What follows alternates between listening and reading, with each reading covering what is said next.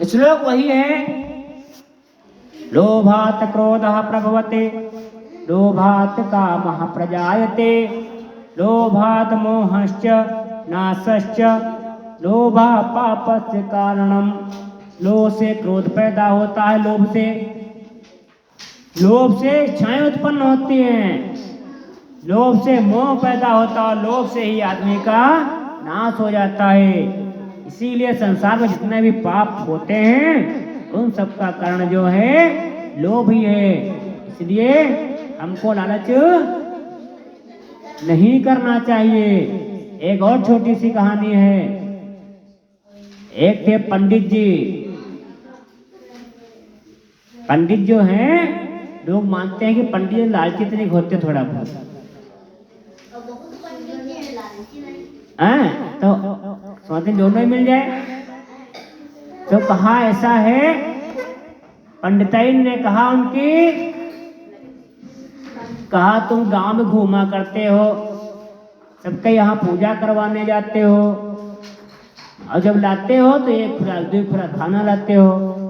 बच्चे हमारे भूखे रहते हैं, इतने में इनका पेट भरता नहीं है, पंडिताई करते हो, यहाँ इतना पैसा नहीं मिलता है, इसलिए अपना पोथी पत्रा लो और पंडित जी जाओ बाहर किसी शहर में जाओ, वहां पूजा करो, धन पैदा करो और फिर आओ यहाँ।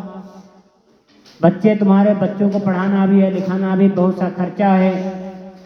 पंडित जी ने कहा देखो समय बहुत खराब, बाहर नहीं जाने वाला है, यहीं पे काम करेंगे, अपना जो है जीवन यापन करेंगे। क्या हम पंडित हैं, पूजा पाठ करते हैं, बस और क्या बच्चे भी अपना मांग के खाएंगे? कहा नहीं, सबके घर देखो पक्के बने जा रहे हैं। और देखो उनके पापा हैं, उनका भैया सचिन है, 4 पहिया लया हुआ है। अच्छा देखो विजय ट्रैक्टर लवैया हैं, रहनवाद घोड़िया लवैया हैं। अच्छा अब तुम पैदल चलाकर सब दिन हम बढ़िया मोटर बटन जाए पुराने हैं बटिया ले लो।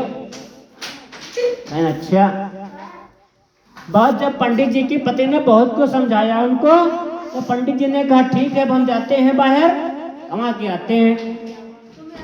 तो पंडिताई ने पंडित को थोड़ा सा सितुआ दिया, थोड़ा सा सितुआ बांध दिया, कहा जाओ रास्ते में खा लेना। पंडित जी चल दिए, रास्ते रास्ते जा रहे थे। रास्ते में एक जंगल बड़ा सा पड़ा, जंगल से पंडित जी निकलने लगे। जंगल के जब बीच में पहुंचे, दोपहर हो चुकी थी। पंडित जी ने सोचा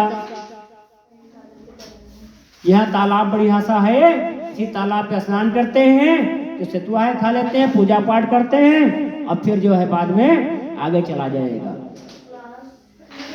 चल दिए। पंडित जी तालाब के किनारे बैठे जाकर के छाया में थोड़ा आराम किया, स्नान किया, फिर अपना पूजा ध्यान किया।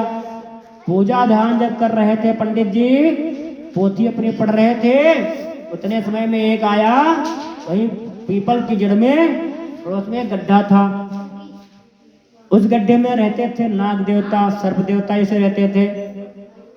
सर्प देवता ने कथा सुनी, जब उनकी पोथी सुनी, पढ़ा जब पंडित जी ने, कहा भाई अब तो इन्होंने इनकी कथा हमने सुनी है, तो इनको कुछ न कुछ दक्षिणा भी दे दे, ताकि हमारी जो कथा जो हमने सुनी है उसका फल हमको मिले, और जब अगला जन्म मिले तो अच्छा जन्म मिले, मनुष्य का जन्म मिले, उद्धार हो जाए हमारा।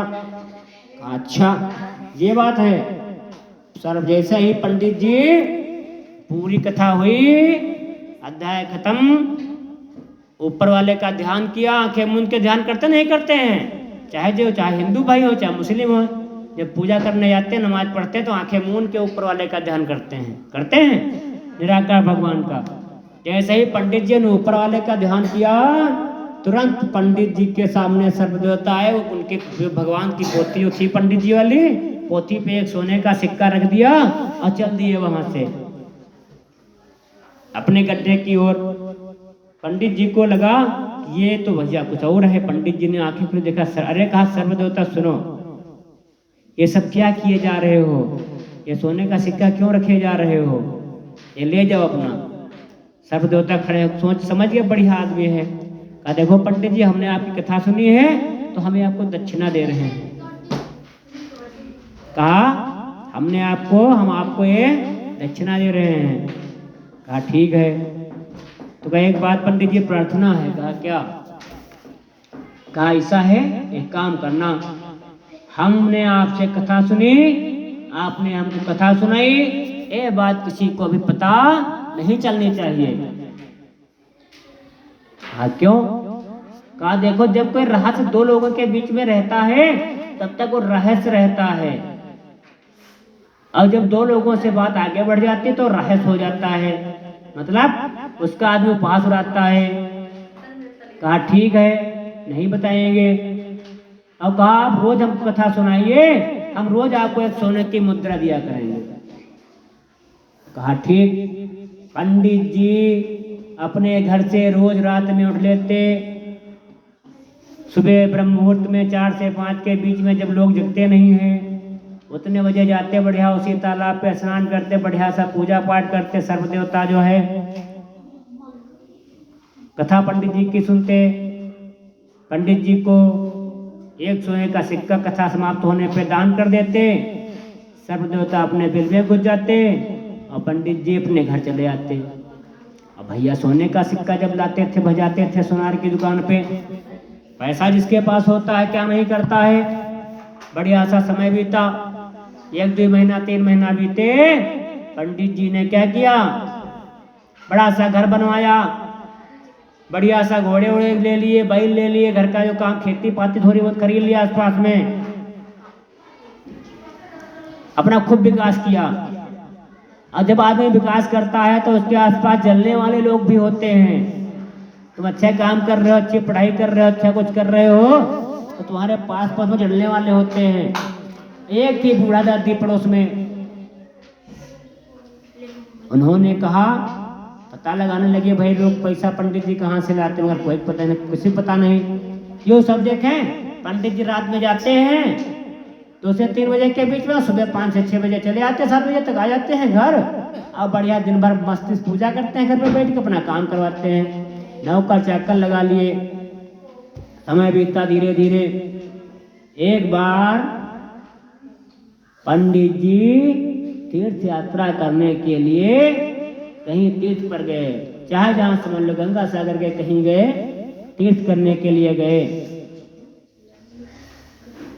और जब तीर्थ करके गए वहां, तो अपने बेटे से कहा भैया वहां हम जाएंगे, जाया करना, और वहां जाकर के कथा सुनाना, नाग देवता मिलेंगे, कथा सुनाना, और पैसा उनसे देंगे, लेना, चुपचाप चले लेना, किसी को बताना नहीं। पहले दिन उनका लड़का गया, ऐसे ही कथा सुनाया, नाग देवता आए, दक्षिणा दी। दक्षिणा लेने के बाद लड़का चला गया घर। रात में उसने सोचा, अपनी माता को बताया, रात में सोचा, कहा देखो माता जी, हमको लगता है इस नाग देवता के गड्ढे में बहुत सा धन है। कहा उसको, हम बार बार रोज पापा जाते हैं, क्यों ना एक ही दिन हम जाएं, अब कहा सब धन ले आए जा करके। पंडिताइन भी लालची थी, कहा तो भैया इससे बढ़िया का है, कहा लो झब्बा लो, फरुहा लो, डंडा लो, और जाओ कथा सुनाना, और जैसे नाग बाबा आवा तुरंत मार देना, और गड्ढा खोदना, तो पूरा धन ले लेना और चले आना। कहा ठीक। पहुंचे जा करके पंडित जी के पुत्र नाग बाबा के यहाँ, वहां जंगल में तालाब के पास में पहुंचे, कथा पढ़ने लगे। आंखें आधी बंद आधी खुला। नाग देवता ने सुना कथा, जब अरे आज तो खतरा है, सोचा ये तो आज ये भी लाया, झुआ लाया है, डंडा लाया है, फरुहा लाया है, लगता है आज हमारे ऊपर मुसीबत है।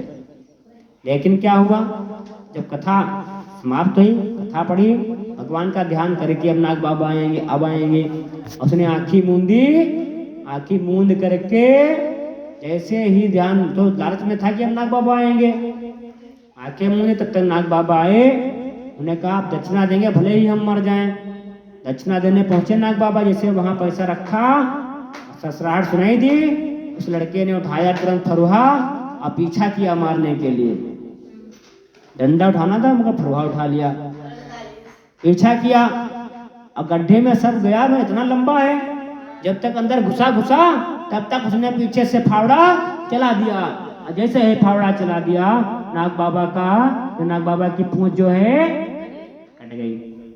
नाग बाबा वहीं से लौटे वापस, उसी लड़के को डस लिया। लड़का वहीं पे मर गया। पंडित जी तीर्थ से आए, पता लगाया, कहा भैया कहाँ? तो कहा भैया सुबह गए थे, रात में अभी नहीं आए हैं। पंडित जी समझ गए मैटर क्या हो चुका है। पंडित जी पहुंचे वहां, गए, अपने लड़के को उठाया, हंसिया खुरपा ले लिया, जो भी सामान था वहां पे चले आए, अंतिम संस्कार किया। और फिर 2-3 दिन बाद पैसे के चक्कर में फिर वहीं पहुंच गए नाग बाबा के यहाँ। नाग बाबा से कहा नाग देवता कथा सुनवा करके। नाग देवता ने कहा पंडित जी हमारी कथा, आपकी कथा हमारे लिए व्यथा बन गई। अगर हमने आपकी कथा नहीं सुनी होती तो हमारी पूछ नहीं गई होती। करे कहा आप हमारे मित्र हो, पंडित जी ने कहा। तो नाग बाबा ने क्या कहा कि चित्त फटा है मित्र से, नहीं कथा की चाह। ठीक है, और तुम्हें पुत्र का शोक है, मुझे पूंछ की डाह। आपका पुत्र मर चुका है, हमारी पूंछ जा चुकी है। कहते हैं जब हमारी जाति के लोग मरते हैं, सर्प मरते हैं, कहीं घाव एक हो जाता है तो चींटियां वहीं से काट काट करके उसको मार डालती हैं। पंडित जी ये चींटियां हमको काटे डाल रही हैं, देखो अगर के पास में कितना दर्द दे रही हैं। अगर आपने अपने बेटे को रहस्य नहीं बताया होता तो आज हमारी दशा नहीं होती, और आपकी जो ये कथा है खत्म नहीं होती। हम आपसे हमेशा जुड़े रहते, इसलिए आप पंडित हो, आपसे हमने कथा सुना है, इसलिए आप चले जाइए, हम आपको कष्ट नहीं देंगे, आप अपना जीवन सुख से बिताइए। हमारा जीवन में तो कष्ट आ ही चुका है, हम जैसे जी रहे हैं वैसे हमको जीने दीजिए। इसी तरह कथा खत्म होती है। और कहते लालच लय पर लोग नसावे, लालच आदमी को, लालच जो है आदमी को नष्ट कर देता है, इसलिए लोभ नहीं करना चाहिए।